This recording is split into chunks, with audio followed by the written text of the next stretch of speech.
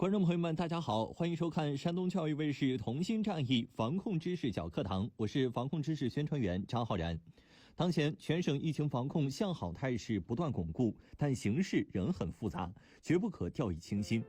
必须牢固树立底线思维，做最万全的准备。省教育厅发文，将是疫情防控情况经科学研判后确定学生的返校时间。正式开学返校前，学校应该做好哪些工作，确保广大师生的生命安全和身体健康呢？开学前，学校要建立健全入校人员体温测量和登记制度、师生日检制度、缺勤登记追踪制度、健康教育制度、卫生清洁及消毒制度等。各地各校开学前要全面排查掌握师生员工健康状况，鼓励使用山东电子健康通行码，杜绝带病返校。压实学校主体责任，学校党政负责人要履行疫情防控工作第一责任人责任。学校要健全疫情防控指挥体系，制定疫情防控方案，压实师生及家长责任。教职员工、学生和家长要严格遵守当地疫情防控要求和纪律，如实报告旅居情况和健康状况。一、精准掌握师生健康状况，学校应建立师生人盯人健康管控体系，对所有师生员工全面排查并建立健康台账。二、精准掌握每个人返校前14天旅居经历、健康状况和可疑接触经历。三、特别关注来自重点疫区的师生情况，对排查出的重点人员一人一策确定返校方案。一、被诊断为新冠肺炎病例或疑似病例或无症状感染者的师生员工暂不返校，学校要为学生今后返校学习制定个别化的培养方案。二、仍身处疫情防控重点地区的师生员工暂不返校，学校要为学生今后返校学习制定个别化的培养方案。全省确定开学时间后，学校驻地疫情处置工作领导小组确定具体开学方案，报省教育厅同意后实施。任何学校不得提前开学。开学前应该制定完善预案制度，编制开学工作方案、日常防控方案、教育教学工作方案和应急预案、舆情应对预案，报省教育厅备案，无预案不开学。那么今天我们的演播室邀请到的是山东省疾病预防控制中心学校卫生所副所长、副主任技师李素云。李所长，欢迎你。主持人好，观众朋友们大家好。李所长，在刚才的 VCR 当中，我们也是了解到在开学前2周的这个时间里，对学生必须进行健康管理通过科学的判断，符合标准的学生才可以入学。我相信家长们最关心的就是这个标准怎么去界定而且这个学生怎么去提供充足的证明材料，还有健康记录。咱们教育部门呢也制定了严格的标准和要求，只有满足健康安全条件的学生才可以安全的返校。比如说，在师生返回居住地满14天，并且有健康的安全记录的情况下，近期又没有发烧咳嗽等症状，才可以安全返校。那么在这期间呢，咱们就要做好健康的管理工作。那在这个健康管理方面，从学校到家长到孩子，都需要注意些什么呢？之前的各个学校都对师生提出了严格的要求，要填写每日的体温，以及假期期间的旅行居住经历，以及对可疑人员的密切接触情况等等。家长们和师生们一定要如实填报体温以及旅居经历等等的信息，这样学校才可以及时准确地掌握每位师生的健康状况，保证咱们开学的安全和健康。在这样的一个防控关键期开学之前，学校还应该做哪些工作来确保广大师生的生命安全和身体健康呢？我们继续来看 VCR。开学时，各个学校的健康监测组和安全保卫组根据返校学生的情况及现场道路交通条件，提前设立专门返校入口，建立相应数量的体温监测点，安放指示牌，划定检测通道，并要安装隔离带，同时设置开学报到临时留观点。一、开学返校当天，学校领导小组组长要在校统筹协调，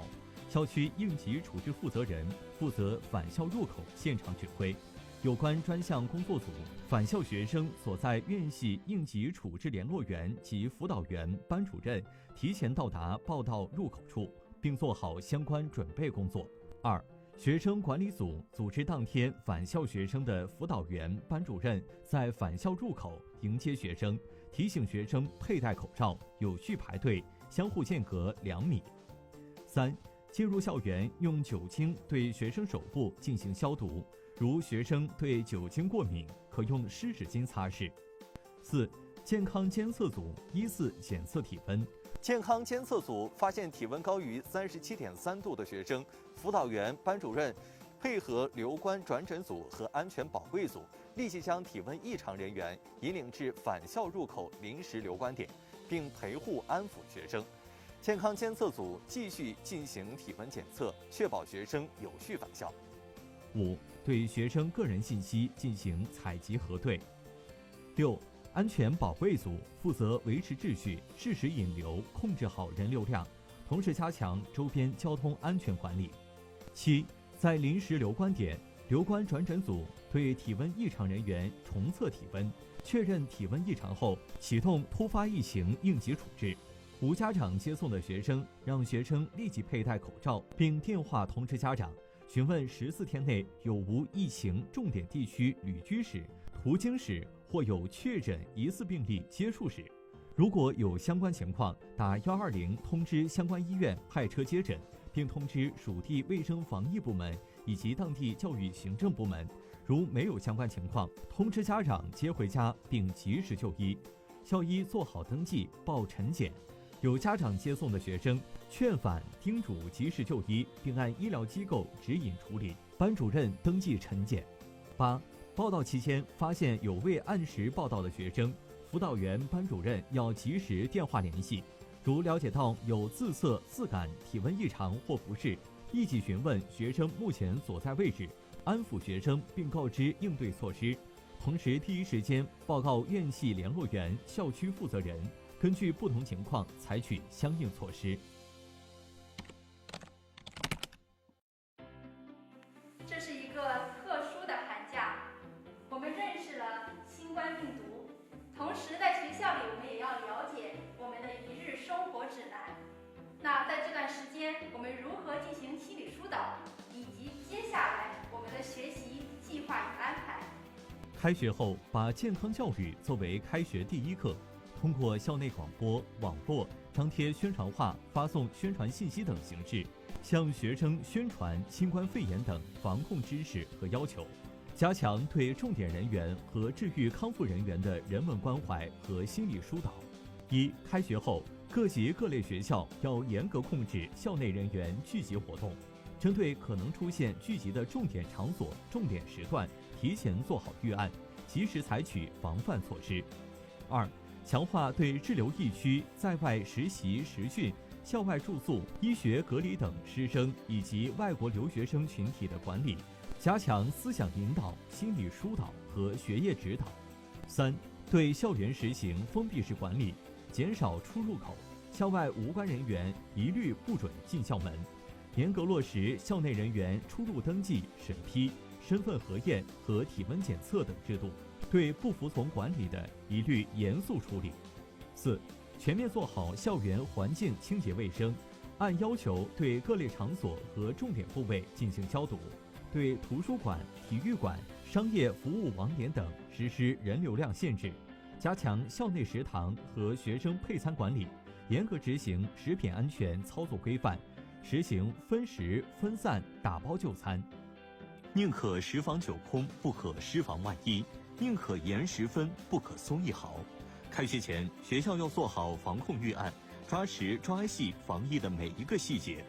确保广大师生的生命安全和身体健康。在开学返校的当天要求学校在做好相关准备之后要开设入学通道。那么在制定和实施这一系列的方案的时候我们的家长还有学校都应该注意些什么呢？按照咱们教育部门的规定呢，各个学校符合开学条件的前提下，要组织错时开学、错时到校。那么这就要求每个学校呢，要制定科学合理的开学方案，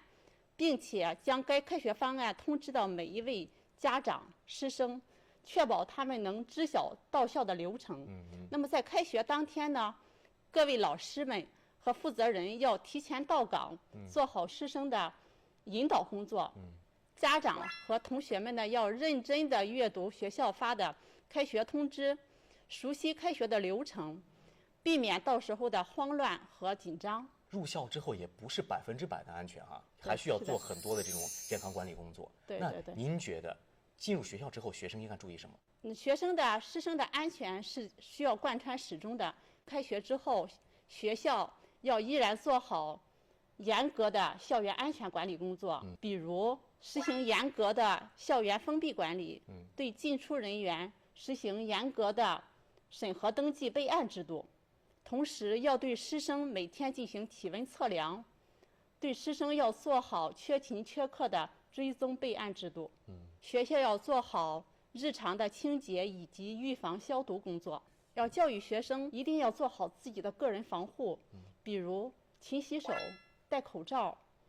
然后在手部不清洁的情况下，不要乱摸口鼻、眼睛等等。同时呢，不要跟同学拥挤，跟同学之间尽量的保持一定的距离。如果学校有消毒剂等，尽量的不要去乱摸乱动。咱们学校呢，也要做好消毒防护用品的保管。